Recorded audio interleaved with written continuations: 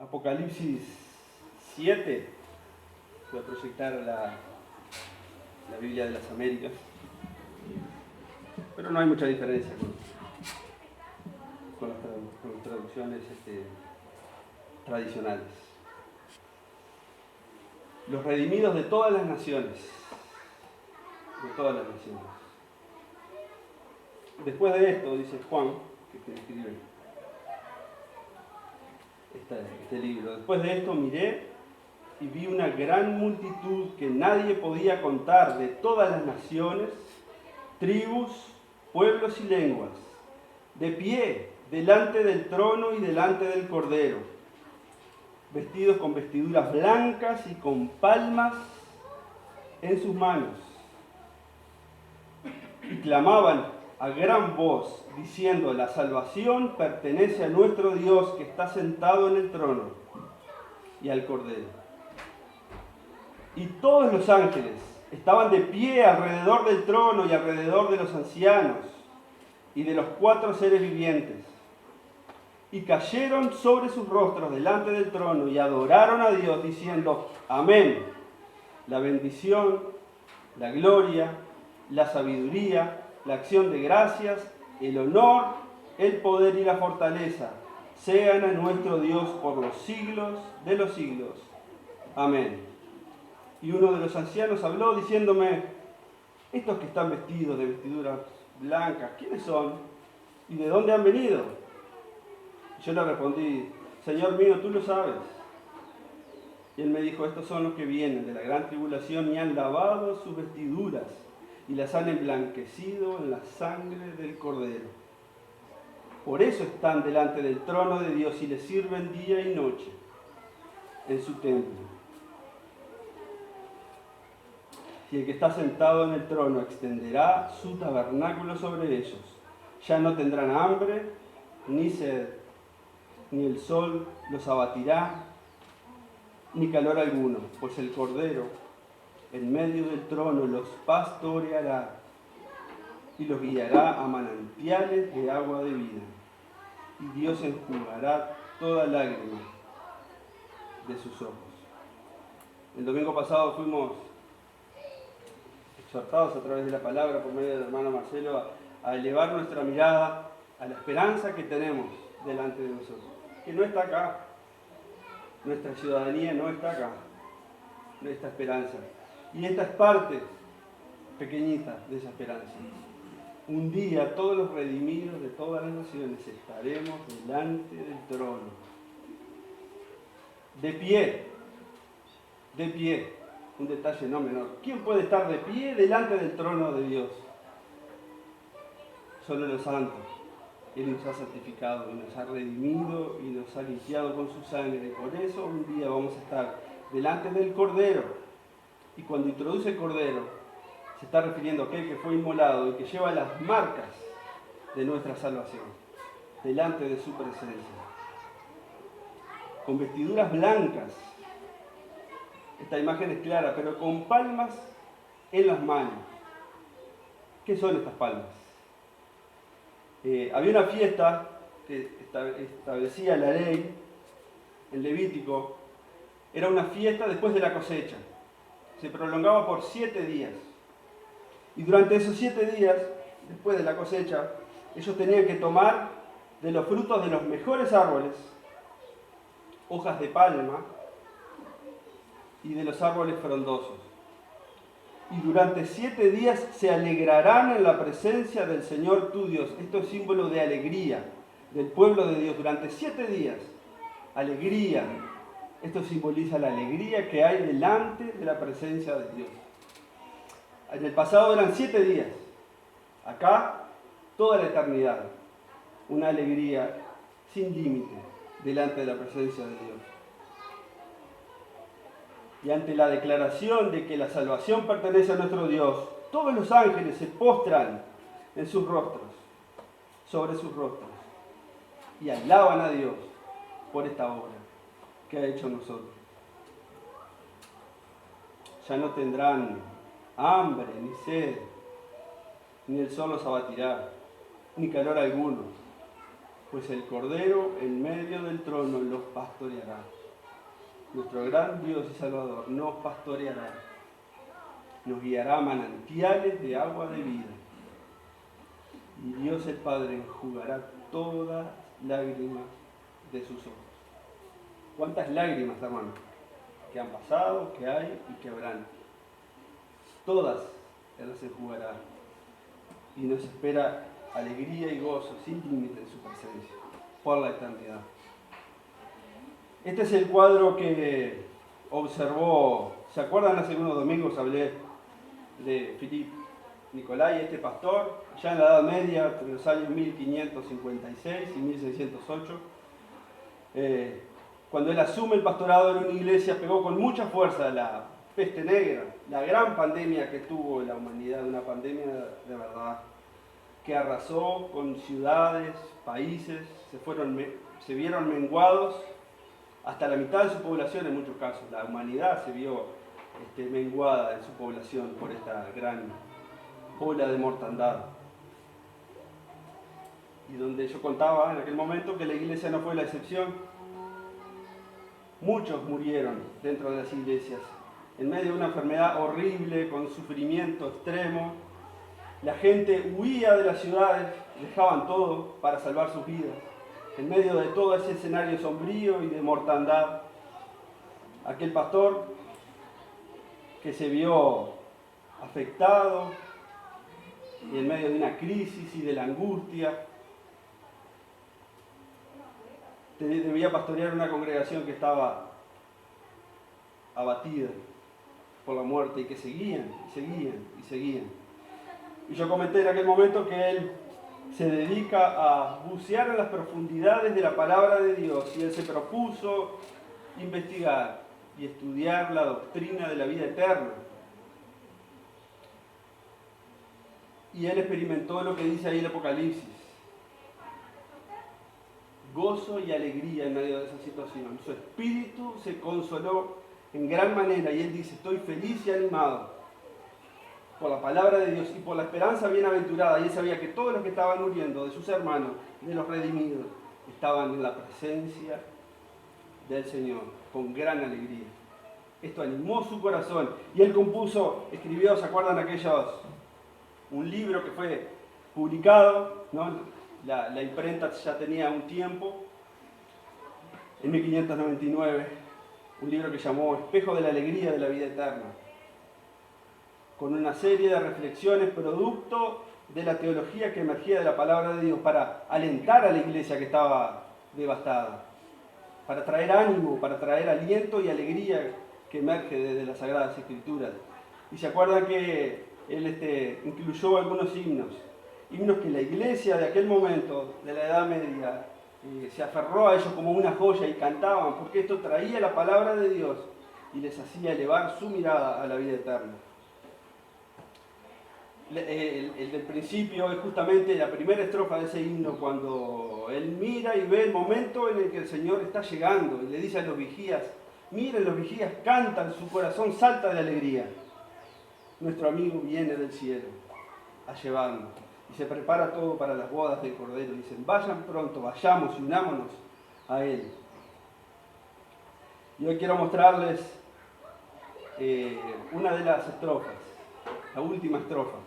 Eso pertenece a una obra musical que hizo Johann Sebastian Bach, que él tomó himnos que fueron joyas de aquel momento y hacía una obra musical completa. Y la última estrofa, él mantenía la música y la melodía y la tonada con lo que cantó la iglesia. Es interesante ver qué fue lo que cantó la iglesia en aquel momento.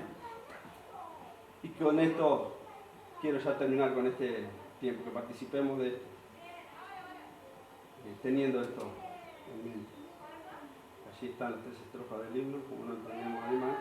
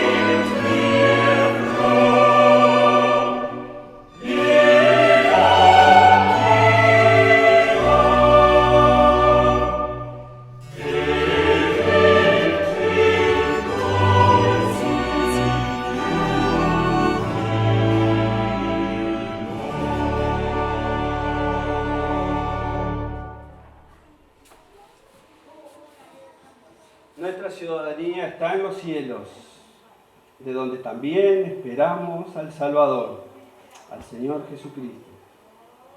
Y termina el libro de Apocalipsis. El que da testimonio de estas cosas dice, ciertamente, vengo en breve. Amén. Sí, ven, Señor Jesús. Gracias, Padre, por esta mañana.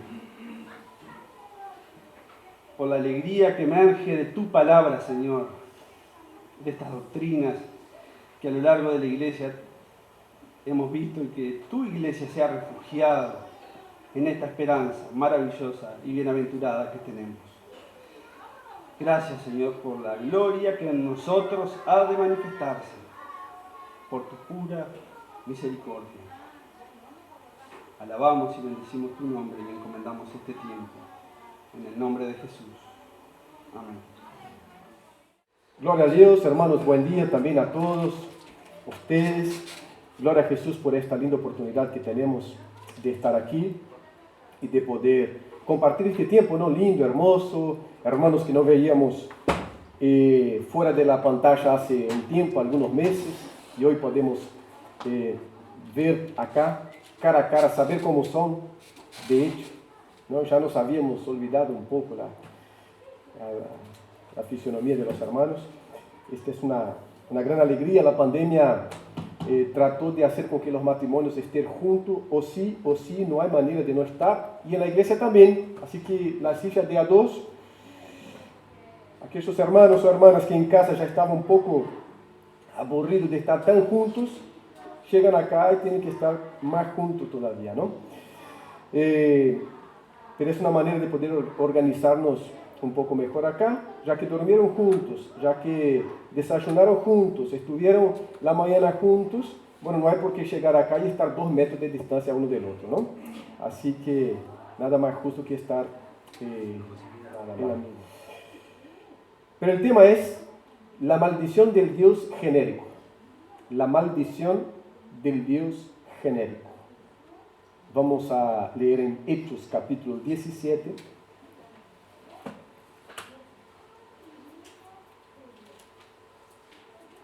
Hechos capítulo 17.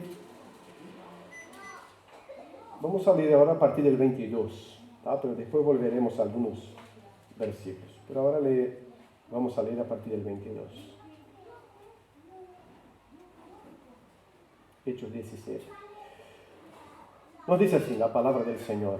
Entonces Pablo, puesto en pie en medio del Areópago, dijo: varones atenienses, en todo observo que sois muy religiosos, porque pasando y mirando vuestros santuarios, hallé también un altar en el cual estaba esta inscripción: al Dios no conocido.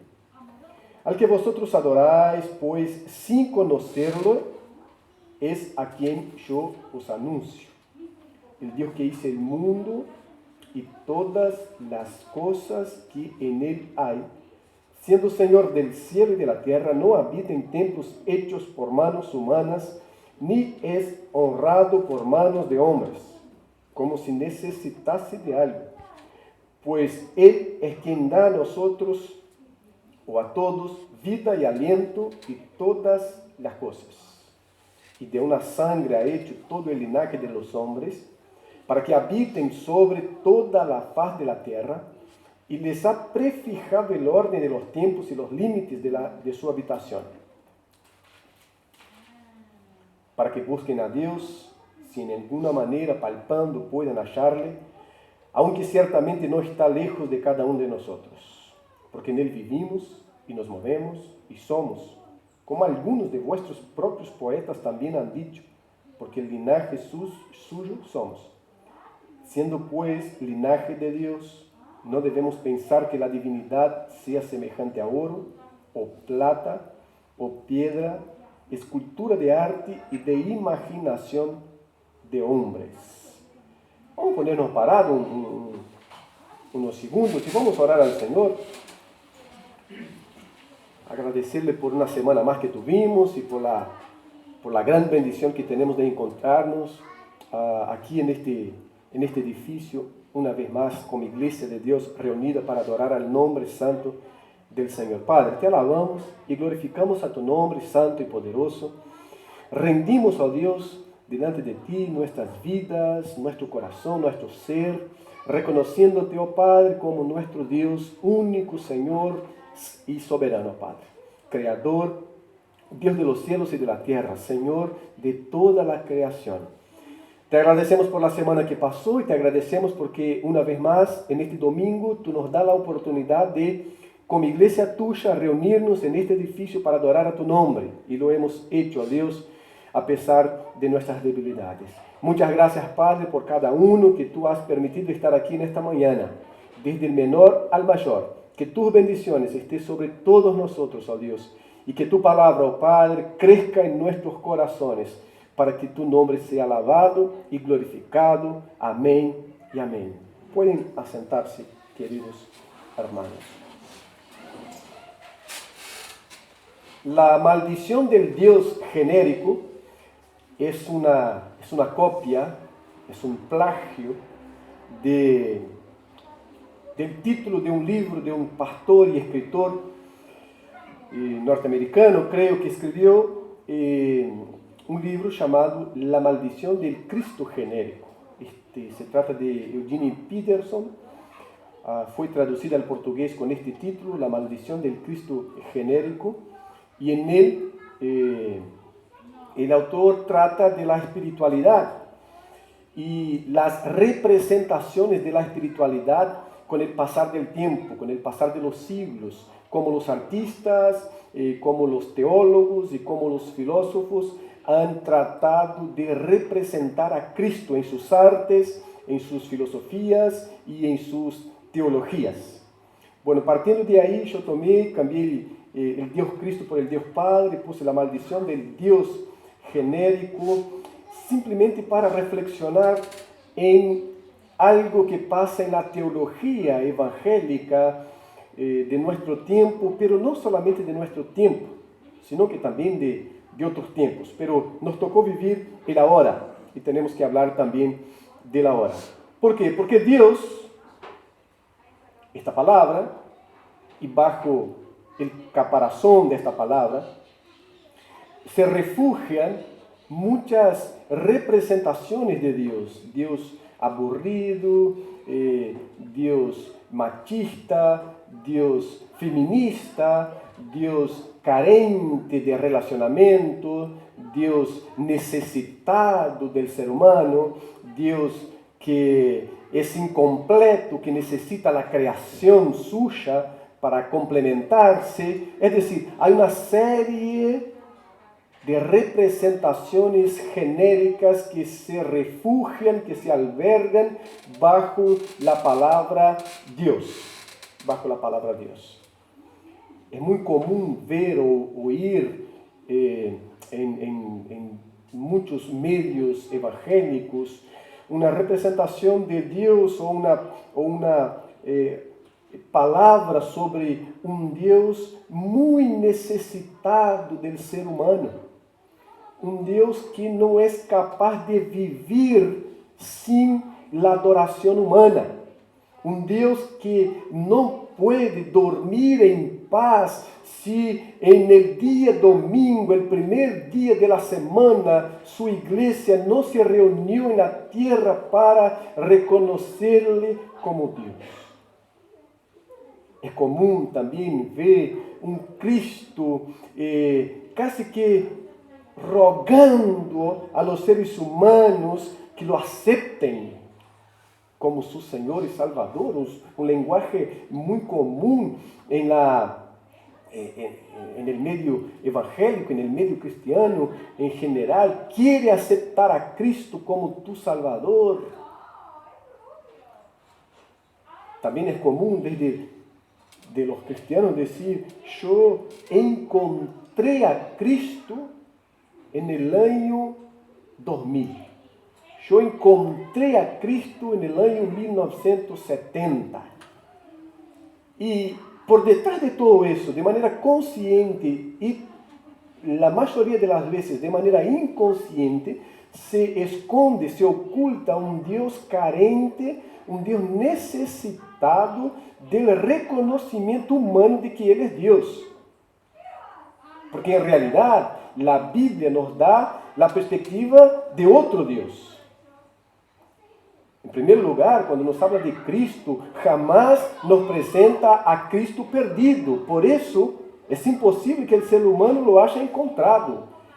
El perdido en la Biblia es el ser humano que está perdido, es el ser humano que está en pecado, en delito y está muerto. Entonces, el que es encontrado en la historia, y es lo que nos presenta la Biblia, es el ser humano, porque Cristo jamás estuvo perdido.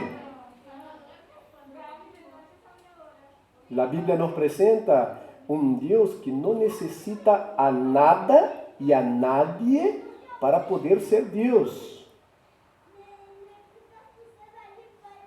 Lo que la Biblia nos enseña sobre Él es que Él ya era Dios antes que toda y cualquier cosa pasara en el mundo. Si leemos en el Salmo 90, versículo 2, por ejemplo, tenemos una idea de Dios que va muy en contra de todo lo que acostumbramos ver en la teología presente en muchos círculos, en muchos medios evangélicos. Salmo 92.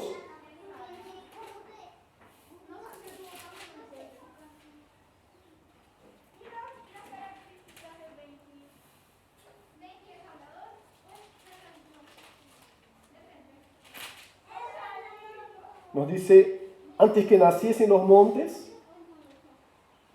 y formases la tierra y el mundo, desde el siglo y hasta el siglo, tú eres Dios. No hay en Dios la necesidad de algo creado para que Él firme su identidad como Dios, para que Él se fortalezca en su carácter, en su ser interior, para ser Dios. No está incompleto y no necesita nada en la creación para que se complemente. ¿Por qué? Porque antes de que existiera cualquier otra cosa en el mundo, Dios ya era. Esto es lo que en la teología se llama la aceidad de Dios. Y es lo que las hermanas van a estar tratando con los niños en la escuela dominical, en lo que queda de estos meses, sobre atributos de Dios, y uno de los atributos de Dios es la aceidad, es decir, el existirse por sí mismo. Esta capacidad de no ser creado, y es una pregunta que los niños, y nosotros también a veces cuando así no queremos pensar en algo tan hollywoodiano, que ya tiene comienzo, medio y fin, ponemos así, pero ¿cómo es eso? ¿De dónde vino? ¿Para dónde? ¿Quién lo crió? ¿Quién lo hizo? Y claro, porque nuestra mente trabaja siempre dentro de las perspectivas finitas, dentro de las perspectivas de cosas que comienzan y de cosas que tienen un desarrollo y de cosas que tienen un final. Pero el tema es que Dios es. No se habla de Dios existe, porque lo que existe vino a la existencia en algún momento. Tuvo, ganó forma, vida, tal como en el principio creó Dios los cielos y la tierra era sin forma y vacía. El Espíritu de Dios revoloteaba, se dice, ¿no?, sobre la faz del abismo, y a partir de ahí Dios empezó a dar forma a todo eso que no tenía forma, de la nada, pero Dios ya estaba. Entonces no se trata de la existencia de Dios, sino que Dios es. Dios es. Y ese Dios que es declarado en la palabra que no necesita nada en la creación, ni mismo a mí o a ti, para que Él firme su identidad, para que Él firme su carácter, su ser interior como Dios, porque Él es desde siempre. Es lo que se revela también en sus nombres, pero principalmente cuando Él se revela a Moisés, allá en Éxodo capítulo 3, versículo 14, 15, cuando Moisés quiere la cédula de identidad de Dios para ir al Egipto y allí en el Egipto hablar al pueblo hebreo que está bajo esclavitud. Pero él necesita saber cuál Dios lo está enviando, porque en Egipto hay muchas divinidades y el pueblo hebreo, ya acostumbrado al paganismo, al politeísmo egipcio, quiere saber cuál Dios se está apresentando para sacarnos de acá. Entonces Moisés dice: Señor, y cuando yo llegue allá y mis hermanos pregunten quién me envió, ¿qué es lo que voy a decir? Pásame tu cédula de identidad, porque así queda fácil. Y el Señor dice: el yo soy te envió. Y ahí revela que es aquel que siempre existió, que existe y que existirá por todo el siempre. Dios es. Entonces Cristo no está perdido y Dios no está carente de la reunión de la iglesia para que Él se alegre durante el día, allá en el cielo o donde fuera. Dios es lo que es, lo que siempre fue, lo que siempre será, y la reunión de la iglesia no va a cambiar el humor de Dios, y la oración nuestra no va a cambiar el humor de Dios, y la predicación nuestra no va a cambiar el humor de Dios, pero sí la oración nuestra va a cambiar nuestra vida. La meditación en la palabra del Señor va a cambiar nuestra vida, va a alterar nuestra vida, va a agregar a nuestra vida, porque nosotros sí estábamos perdidos en nuestros delitos y pecados, pero no solamente perdidos, que estábamos muertos. Nosotros sí somos necesitados de ser complementados. Es tanto que después de la creación, Dios puso a Adán en el jardín. Mira Adán, hay vaca, hay bueyes, hay animales de toda especie, hay árboles, y Dios dice: no es bueno que el hombre esté solo, necesita complemento. Necesita complemento. Y ahí viene a la existencia Eva, que necesita complemento también. Se complementa y necesita complemento. Chegamos a Hechos, capítulo 17, porque aquí está el centro de lo que sería esta aceidad de Dios, esta autoexistencia de Dios, uno de los sermones más hermosos que Pablo ha predicado, pese a que algunos han interpretado el texto como un error de Pablo, algo que no entra en mi cabeza de manera ninguna, porque es un sermón donde Dios es presentado en su esencia, dentro de lo que se ha dado a conocer y a revelar, donde la resurrección de Cristo es presentada, donde el Dios como Creador es presentado. Pablo llega a Atenas, vamos a pasar por algunos versículos. Pablo llega a Atenas, viniendo de Filipo, y allí había estado en la cárcel, y allí había llevado una paliza que lo dejó mal, pero allí también había cantado a la medianoche, adorado a Dios junto a Silas, y adorando a Dios, Dios los libra de la cárcel, y el carcelero de Filipo se convierte al Señor, dada la experiencia que pasó allí. Ellos salen de Filipo, van a Tesalónica, en Tesalónica predican en la sinagoga para los judíos piadosos, pero algunos no creyeron y se generó todo un alboroto en Tesalónica, de manera que Pablo tiene que salir de Tesalónica también, conducido a las escondidas, y llega a Berea. En Berea, otra vez, la palabra del Señor es confirmada por medio de la predicación del apóstol Pablo. Se dice que los hermanos allí en Berea eran mucho más prudentes, eran mucho más nobles que los hermanos en Tesalónica, porque mientras Pablo predicaba, y la predicación de Pablo decía que era necesario que Cristo padeciese, algo que no entraba en la cabeza de los judíos, porque esperaba otro Cristo, un Cristo que no iba a padecer, sino que iba a dominar en todo aspecto. Entonces Pablo decía, era necesario que el Cristo padeciese, y los hermanos de Berea buscaban, abrir su Biblia y decían, verdad, lo que él está hablando es verdad, mira que está escrito en nuestra propia palabra. Pero también se arma un alboroto y Pablo es llevado a Atenas. Silas y Timoteo se quedan en Berea y Pablo llega a Atenas, conducido por algunos hermanos, y se queda solo en Atenas. Mientras está en Atenas, sale a caminar por las calles de Atenas. Esta es la fotografía que tenemos a partir del versículo 16 de ellos. Sale a caminar y Atenas era un centro de idolatría. Un centro de idolatría. Se dice que por esa época, solo altares públicos, altares a dioses, pero altares públicos, porque estaban los privados también, habían como 30.000 altares, cada altar dedicado a una divinidad. Por ahí nos damos cuenta de que los atenienses querían abrazar a todas las divinidades de la tierra. Pero habían 30.000 y más aquellos altares privados. Y el texto dice que Pablo, el versículo 16, que Pablo se puso a andar y su espíritu se contorcía, dolía de ver tanta idolatría. Y Pablo entonces va a la sinagoga de los judíos en Atenas y empieza a predicar la palabra en Atenas. Y también en el ágora, en la plaza del mercado en Atenas, Pablo va y predica también la palabra. Él está predicando allí en la plaza y predica en la sinagoga de los judíos, donde judíos piadosos lo van a escuchar.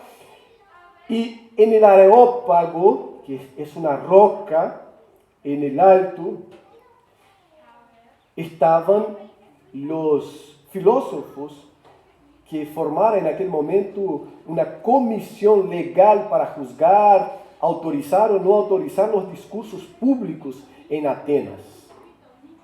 Y Pablo es invitado para ir allí a hablar la novedad que él está hablando, porque se dice, la propia palabra dice que los atenienses, los filósofos atenienses en aquel momento no hacían otra cosa que no fuera escuchar las últimas novedades. De esto vivían. Y Pablo está hablando de la novedad, porque hay muchos dioses, pero Pablo está hablando de Cristo y de la resurrección. Anastasis, Cristo, la resurrección. Y esto suena de manera nueva en los oídos de los filósofos atenienses que ya habían escuchado hablar de infinitos dioses, pero de estos dioses no. Entonces que traigan Pablo, no para ser juzgado aquí y no para ser autorizado a dar su discurso por ahí, porque Pablo ya lo estaba haciendo, pero queremos escuchar. Entonces llevan Pablo al Areópago y Pablo empieza a predicar. El versículo 23 nos dice así: porque pasando y mirando vuestros santuarios, hallé también un altar en el cual estaba esta inscripción: al Dios no conocido. Al Dios no conocido. Pablo empieza su discurso allí en el Areópago no con un elogio, porque se dice que históricamente no era interesante a ningún orador público empezar el discurso en el Areópago alabando a los atenienses, porque como que ya perdía punto en su discurso, porque empezó queriendo agradarnos, entonces era como que ya perdía puntos. Entonces solamente una constatación que Pablo da de lo que había visto en la ciudad. Y en los más de 30.000 altares que había dedicado a la divinidad A, B, C, D, había uno dedicado al Dios no conocido. Hay historias por detrás de este altar, o de estos altares, porque era más que uno, pero una de ellas, quizás recogida por Diógenes Laercio, tiene que ver con Epiménides, un hombre que vivía en Creta en el quinto siglo antes de Cristo. Él vivía en Creta, en la isla de Creta, y una plaga barrió o estaba barriendo Atenas. Y los atenienses ofrecieron sacrificio a todas las divinidades que ellos tenían presente allí en Atenas, y no eran pocas. A cada una de ellas ofreció un sacrificio, y la plaga siguió como la peste negra, exterminando vidas y más vidas. Entonces mandaron llamar a Epiménides en Creta, para que Epiménides pudiera orientar qué deberían hacer para cesar la plaga. Y vino Epiménides en el Areópago y dijo, mira, el tema es que ofrecemos sacrificio a todos los dioses y ninguno pudo cesar la plaga. ¿Qué hacemos? Él dijo, vamos a traer unas ovejas, vamos a poner aquí y vamos a dejar que se bajen. El Areópago está en el alto, vamos a dejar que se bajen. Donde paren las ovejas, ahí vamos a construir un altar nuevo y vamos a ofrecer sacrificio. Entonces, fueron las ovejas, pasaron por todos los altares existentes y no paró en ningún de aquellos altares.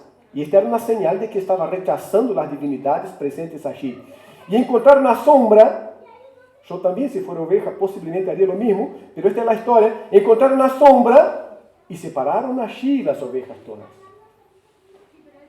¿Y ahora qué hacemos, Epimenides? Levantemos un altar allí. ¿Pero a quién? Bueno, si es para levantar allí, esto significa que esta divinidad no quiere ser conocida así. No quiere tener un nombre. Se levanta un altar. ¿Y qué ponemos? Al Dios no conocido.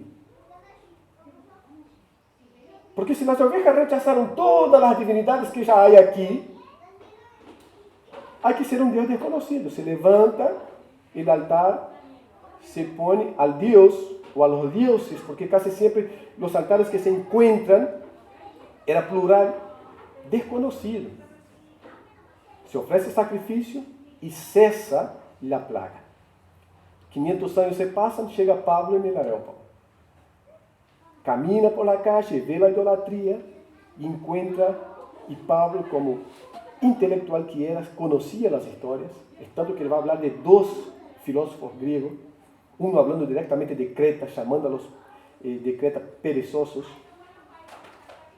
Él empieza su discurso y dice, vi un altar en el cual estaba esta inscripción, al Dios no conocido. Al que vosotros adoráis, pues sin conocerle, es a quien yo os anuncio. Ahora vamos viendo, lo que quiero con ustedes es eso. Las características de ese Dios, que no tiene nada que ver con los dioses que vemos hoy en muchas teologías. El Dios que hizo el mundo y todas las cosas que en él hay. Pablo empieza diciendo, el Dios que yo anuncio es creador de todas las cosas. Una creencia completamente ajena a todo pensamiento griego sobre la existencia de las cosas. Pablo dice, este Dios al cual ustedes levantaron un altar, que ustedes no conocen, pero adoran, ese Dios es el creador de todas las cosas. Dios no necesita a su creación, pero Él es el creador de todas las cosas que existen. No es la creación que da vida a Dios, porque Dios ya tenía vida y siempre tuvo vida en sí mismo. Dios, en su relación de Trinidad, Dios Padre, Dios Hijo, Dios Espíritu Santo, tiene vida en sí mismo. Y la creación no da vida a Dios. Dios es que da vida a su creación. Usted está aquí respirando porque Dios está dejando.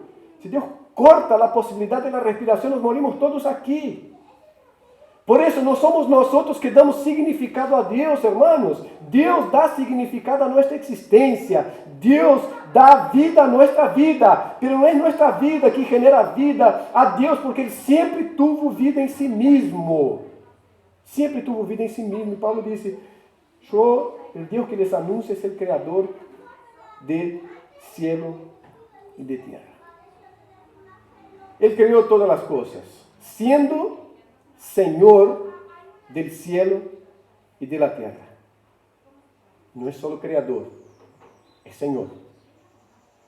Porque los deístas creen que hubo un Dios creador, pero creó todas las cosas, puso en marcha, puso aceite en todos los engranajes, dejó todo funcionando y se fue. Este es el deísmo.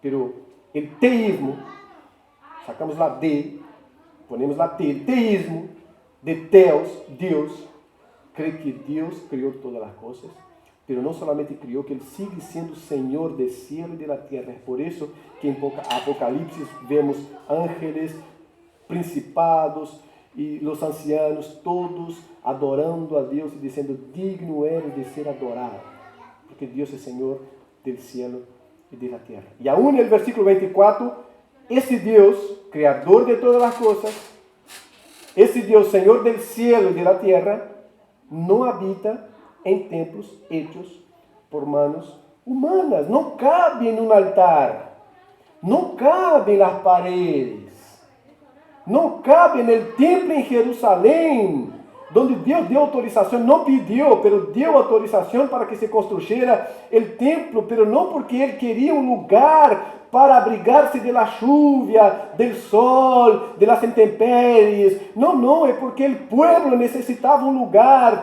donde vieran reflejada la presencia de Dios. Entonces Dios permite construir, pero Él nunca estuvo limitado a las paredes del templo, por más hermosas que fueran, por más grandiosas que fueran. Nunca estuvo. Y ahora están los atenienses queriendo poner Dios en un altar, en otro altar, en otro altar. Dios dice, Pablo dice, el Dios que yo anuncio creó todas las cosas, es Señor del cielo y de la tierra, está más allá de los límites de Atenas y no entra en un altar. No cabe. No cabe en este altar. Versículo 25. Tampoco es honrado por manos de hombres, como si necesitase de algo. Esto tiene que entrar en la cabeza de los creyentes, como si Dios necesitara de algo. Los creyentes necesitamos parar de pensar que nosotros agregamos algo a la existencia de Dios con congregarnos, con ofrendar, con participar. No agregamos nada a la existencia de Dios, es la existencia de Dios que agrega a nuestra vida. Cada domingo, cuando nos juntamos, no es porque Dios va a ser más Dios en ese día, porque nosotros vamos a ser más humanos en ese día. Humanos habitados por la presencia divina de Dios, se agrega a nosotros.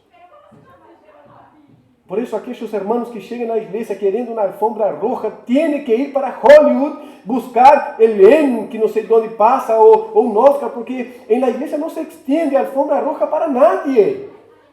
No es que no hay importancia en nuestro congregar, en nuestras vidas, somos importantes sim, já vamos ver isso, pero hermanos, se extiende a alfombra roja a Deus, se é que há que extender algo, porque é Deus quem tem que ser adorado, glorificado. Não é o irmão A, o irmão B, a irmã A, e a hora cheguei e esta igreja tem que cambiar porque eu cheguei a hora. Não cambia nada, que temos que cambiar somos nós outros.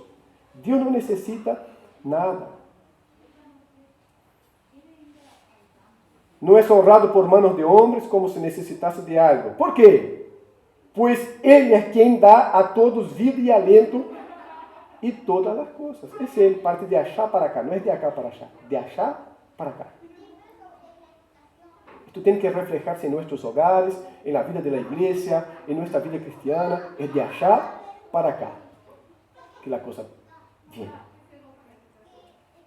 Y de una sangre ha hecho todo el linaje de los hombres para que habiten toda la faz de la tierra. De una sangre es una paliza directamente a la concepción griega de que todo aquel que no era griego era ¿qué? Bárbaro. Era inferior.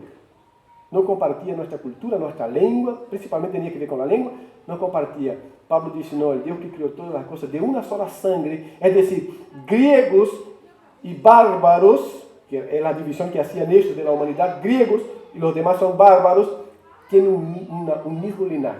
De un solo linaje creó Dios todos los seres humanos. Es decir, no hay mejor y peor.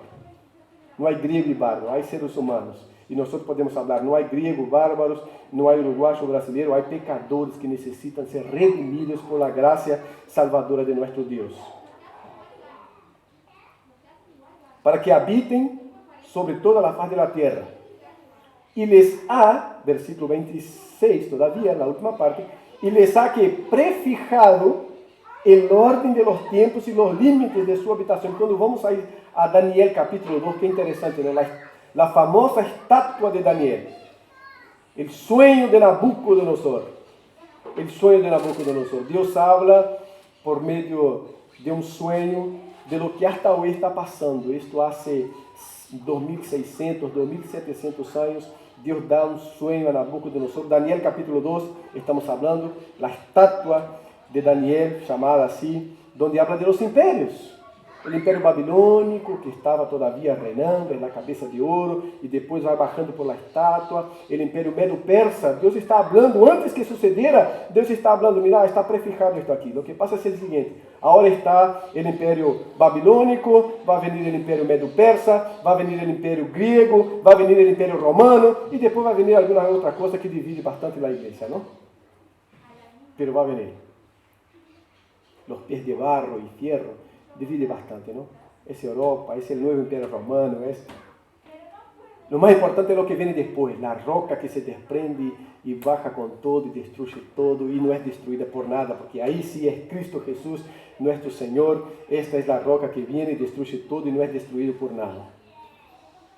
Pero los tiempos están prefijados, dice. Y Dios muestra a Daniel, por medio del sueño que tuvo Nabucodonosor, lo que iba a suceder con los imperios. Está allá arriba el auge, quando Nabucodonosor, que foi um grande construtor, ampliou bastante o império, não como Alejandro Magno, que em poucos anos conquistou de Índia, Egipto, algo tremendo, mas foi um grande. Um dia sube a seu palácio, se jacta, mira todo quanto hice, mira todo quando construí. E Deus disse, não fuiste vos, e te vou poner para comer pasto agora, para que sepas que não fuiste vos. Deus já lhe havia avisado, e lo deixa comendo pasto por um tempo. Se isto passara com alguns presidentes, com alguns... Iba a faltar pasto em muitas partes do mundo, iba a faltar pasto para tanta gente comer. E os límites de sua habitação, versículo 27 agora... ¿Para quê? Para que busquem a Deus, para que reconozca que Deus é soberano. Para que reconozca que Deus está por encima destas grandiosidades de los impérios, de las naciones. Então, al ver isso, que Deus está por encima, que Deus é soberano, que Deus ha prefijado tempos e limites, podem buscar a Deus. Pero aí entra um detalhe importante. Se, em alguma maneira, palpando, pode achar-lhe. Aunque certamente não está lejos de cada um de nós. Aqui nos habla de la trascendência de Deus e de la imanência de Deus. Deus trasciende a criação porque não é panteísmo, não somos panteístas. Algo muito comum entre os dois grupos que estavam escutando a Pablo, os epicúreos e os estoicos, um grupo muito panteísta que creia que Deus é todo e todo é Deus, pan de todo e teísta de Deus, tudo é Deus e Deus é todo. Assim que o universo emerge em Deus e Deus em el universo. E Pablo disse, não, Deus é transcendente, Ele está por encima da criação, Ele é criador, mas Ele está por encima de toda a criação. Pero ao mesmo tempo, Deus é imanente, é dizer, que Deus está presente na criação. Por isso ele disse, aunque palpando, puedan intentar encontrá-lo, aunque não esteja lejos, porque está presente. Pero há um detalhe importante, solo se encontra Deus por meio de Cristo Jesus, quando o Espírito Santo de Deus obra no coração humano, porque de outra maneira o que hacemos são altares. Altares. Hacemos altares, pensando que estamos encontrando a Deus, agradando a Deus, manipulando a Deus, atando a la divinidade. Altares. Mejor aqui me hago um altar e sempre que quero um encontro com Deus, vengo acá e lhe ofereço um sacrifício. E Paulo disse, não, não está aí. Não é assim. Isto é manipulação da deidade. Isto é manipulação da divindade. Este Deus do altar não conhecido, o altar ao Deus não conhecido, não funciona assim. Não vem com um corderito e diz, vení, Senhor, vení, é hora, vení, que agora quero um favor tuyo. E te vou dar um corderito lindo, mira que lo he tratado bem por um ano, está lindo, mira a lana, não é sacado, te traje. Não, Paulo diz, este Deus que eu anuncio não funciona assim, irmãos. O Deus que Pablo anuncia, que nós anunciamos, é o Deus que se revela na cruz por meio de Cristo Jesus, pero não como um pobrecito que não tinha alternativa e por isso sofreu e padeceu na cruz del Calvário, sino como Deus que em sua eternidade, que em sua soberania decidiu entregar-se por ti e por mim, por seu povo, e resgatar-nos, redimir-nos del pecado. E como podemos chegar ao conhecimento deste Deus? Juan nos disse, o Espírito Santo, o próprio Cristo, registrada en Juan capítulo 16, nos dice, vendrá el Consolador, y si yo tengo que ir por causa de eso, para que Ele venga, y es Él que va a convencer de qué? Del pecado. Es Él que va a convencer de qué? Del juicio, de qué? De la justicia. ¿Quién? El Espíritu Santo. Si no obra, seguimos construyendo altares. Versículo 28, porque en Él vivimos, es una cita que Pablo hace de los poetas griegos, porque en Él vivimos y nos movemos y somos, como algunos de vuestros poetas también han dicho, porque el linaje suyo somos. En Él vivimos, nos movemos y somos. No lo hacemos ser, somos en Él, porque Él ya es, siempre fue, siempre será.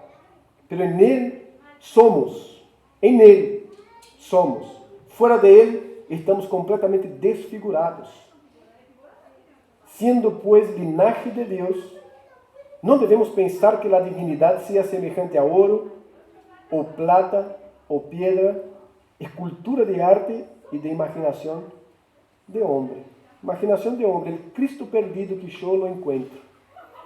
Imaginación de hombre, el Dios incompleto que se completa cuando yo me reúno con otros hermanos para adorarlo. Imaginación de hombre. El Dios carente que se alegra y se regocija cuando su pueblo lo adora. Él se alegra por nosotros, porque estamos entendiendo el proceso, pero no es porque en Él no falta nada. En Dios no falta absolutamente nada. No hay nada que uno pueda hacer para que Dios sea un poquito mejor, porque no necesita. Él es autoexistente, Él es inmutable, Él es soberano, Él es eterno, todo ya es. Todo ya es. Entonces, la cosa es de allá para acá lo que Dios va haciendo en mí para que yo sea cada día un poco mejor. Hasta parecerme completamente con Cristo en su carácter, en su ser. De allá para acá. Esto no tiene que ver con oro, con plata. ¿Por qué? Porque Dios no es fruto de la imaginación humana.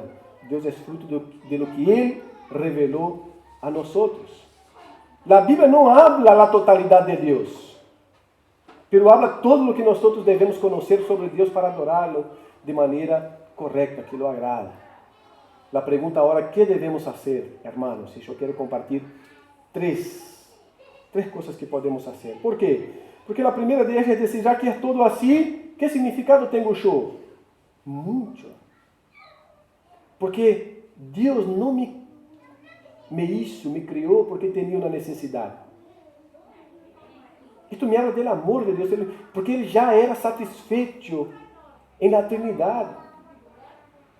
Entonces, una cosa es decir, yo fui creado porque había una necesidad en la divinidad y Él tenía que sanar esta necesidad y me creó. La otra es decir, la Trinidad ya estaba completamente satisfecha, completamente autorrealizada, pero decidió crearme, es decir, yo soy creación del amor de Dios y no de una necesidad de Dios.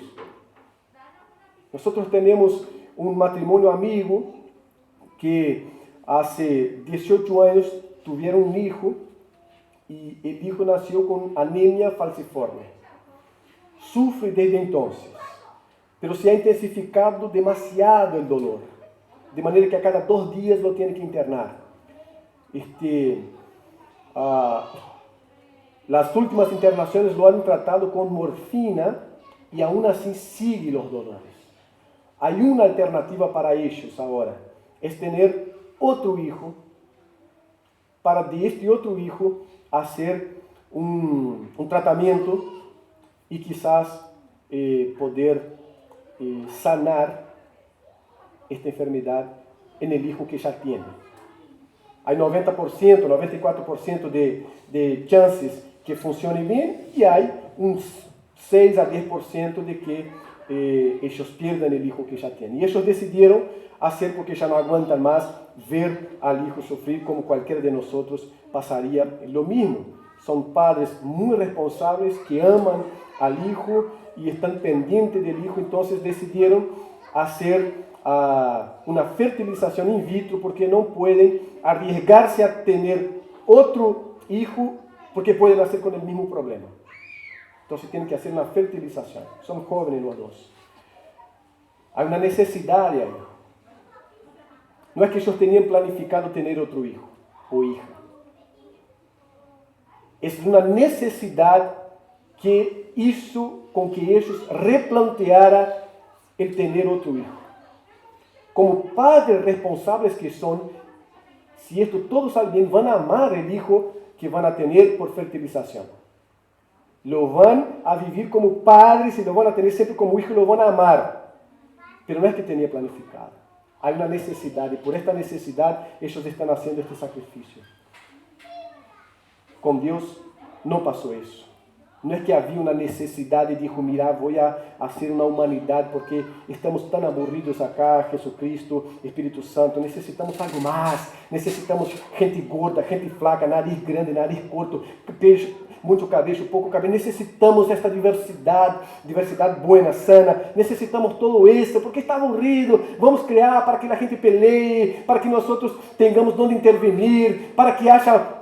Não havia esta necessidade. Deus dijo, vamos criar e criar por amor. Por amor. Não havia, e agora que hago? Não, pero que bueno seria poder ter um grupo de gente adorando a Chá para que nós, nosso ego, se inflar um pouquinho mais, porque estamos tão tristes e em um processo de depressão. Não havia nada disso, não há nada disso na divindade, na Trindade. Lo que há é esse amor que transbordou e nos hizo a nós e toda a criação. Toda a criação.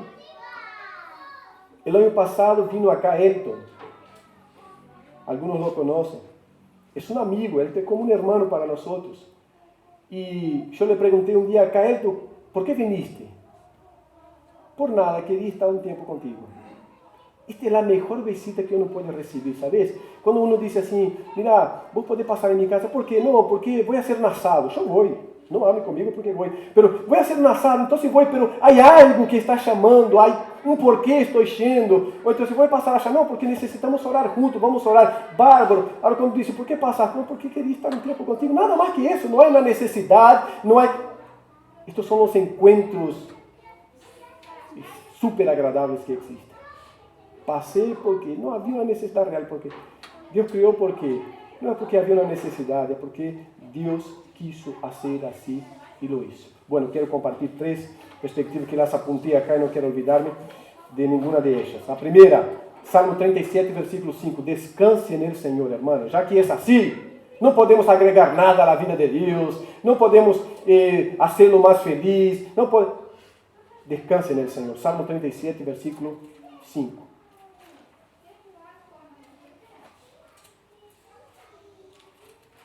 Yo hablé que iba a necesitar como 40 minutos, pero creo que me voy pasando. 37:5 nos dice así. Perdón que yo estoy en Job.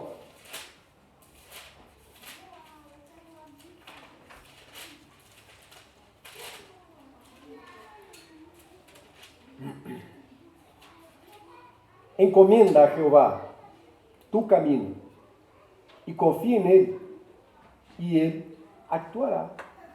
Descansa. Estamos hablando de um Deus autoexistente, eterno, soberano. O que podemos fazer? Não, vou correr 50.000 quilômetros para agregar um pouco de felicidade a Deus. Não, descansa, entrega a Jeová tu caminho, confia nele e Ele actuará. Descansa em Deus. Descansemos em Deus. Segundo, adorar. 1 Timoteo 1:17.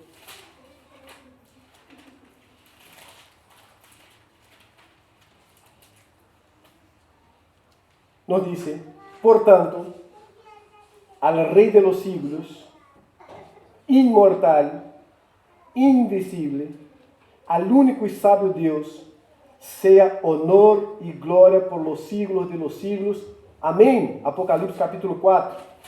Adorar a Dios. ¿Qué podemos hacer? Adorar. ¿Por qué? ¿Para que Él sea más Dios? No, para que seamos más gente habitada por Dios. Apocalipsis capítulo 4, 5, 7, lo que leyó Aarón, no importa, cualquiera nos sirve.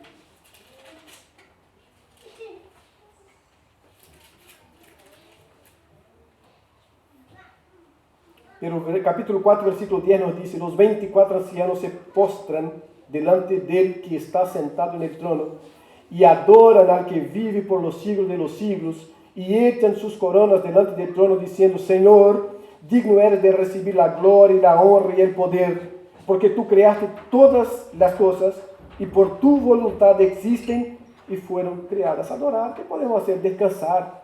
¿Qué más? Adorar a Dios. Porque Ele é grande, porque Ele é soberano, porque Ele é que dá vida a toda coisa. Por último, há mais, pero por último era que puse acá, temer. Temer. Eclesiastés capítulo 12 dice: de todo lo que se ha escuchado, hay un fin, hay un propósito, y este propósito es: teme a Dios y guarda sus mandamientos. Pero también está el Salmo 34, versículo 9.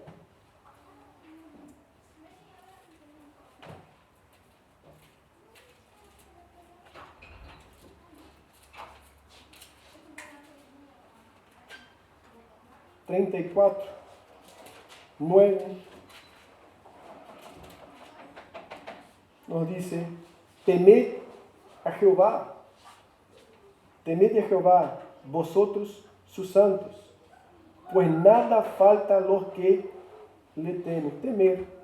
Tres cosas para hacer entonces, en lugar de querer encontrar a Cristo que nunca estuvo perdido, en lugar de querer complementar a Dios que no le falta nada, en lugar de querer tantas cosas que la Biblia no pide.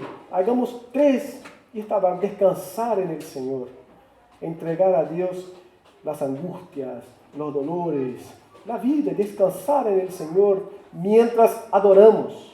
Adorar al Señor, postrarse ante el Señor y adorarlo. Y hacer todo eso con temor, con reverencia, con singeleza de corazón. Tres cosas para hacer frente a ese Dios autoexistente. Que Dios nos ayude a cumplir eso en el nombre de Jesús. Amén. Vamos a orar al Señor.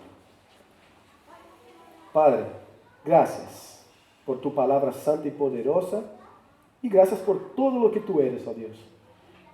Yo sé que no he podido pasar ni pero milésimos de lo que tú eres, Señor. Pero yo sé también que tu Espíritu Santo está aquí y está hablando a nuestros corazones, a cada uno de nosotros. Así, oh Dios, que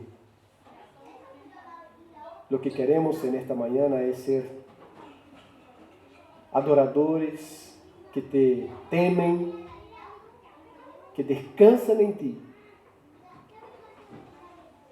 que te reconocen como Dios autoexistente, que siempre estuvo y siempre estará, porque no fuiste creado, Señor, sino que eres el origen y el creador de todas las cosas, Señor. Padre, te alabamos porque somos frutos de tu amor y no de una necesidad tuya, Señor. Somos frutos, Señor, del gozo tuyo, de la Trinidad, y no, Señor, de una frustración, y no, Señor, de una inseguridad. Gracias a Dios porque no somos casualidad, somos frutos de un actuar soberano, Señor. Gracias por dejarnos reunir, oh Dios, aun sabiendo que no agregamos nada a tu ser, pero en cada reunión sabemos que somos mejorados. Que tu obra en nosotros, oh Dios. Gracias por dejarnos orar. No, Señor, porque tú no sepas lo que vamos a orar, sino, Señor, porque necesitamos hablar y entregar a ti, Señor, las angustias, sufrimientos, dolores, y, Señor, ser confortados, confrontados y exaltados por ti, Señor. Gracias por poder entrar en el trono de la gracia por medio de Cristo Jesús, que se ofreció por los suyos. Gracias por ser iglesia tuya, Señor, cuando tú no necesitas a nada y a nadie. Nos ha constituido como pueblo tuyo, oh Dios, para gozarnos en tu presencia y en tu grandiosidad. Bendiga esta iglesia, bendiga nuestra conciencia de evangelio. Señor, bendiga a los niños que vienen creciendo, que sean todos bendecidos por ti. Señor, que la mente de cada uno de ellos, que el corazón de cada uno de ellos sean mente de gente que te adora, que te teme, oh Dios, porque tú eres grande y poderoso. Que tu redención alcance a cada uno de ellos. Señor, que constituyan familias fuertes para la gloria de tu nombre y para el honor de tu nombre, Señor. Padre, en el nombre de Cristo, condúzcanos como iglesia tuya hacia donde tú quieres, oh Dios, en este lugar. En el nombre de Jesús. Amén. Hermanos queridos, muchas gracias por poder estar. Dios no mejoró ni un poco hoy con tu presencia, pero nosotros mejoramos. Es bueno verlos. Es bueno poder contemplarnos unos a otros y contemplando unos a otros poder adorar a este Dios digno de ser adorado. No para mejorarse, sino porque es digno desde siempre y será digno eternamente. Porque vamos a hacer eso en el cielo también o a donde estemos con Dios, adorar al Señor. Que tenga una semana muy bendecida en el nombre de Jesús. Si Dios quiere, el jueves nos encontramos ahí por Zoom para otra parte de Corintios 15. ¿Tá?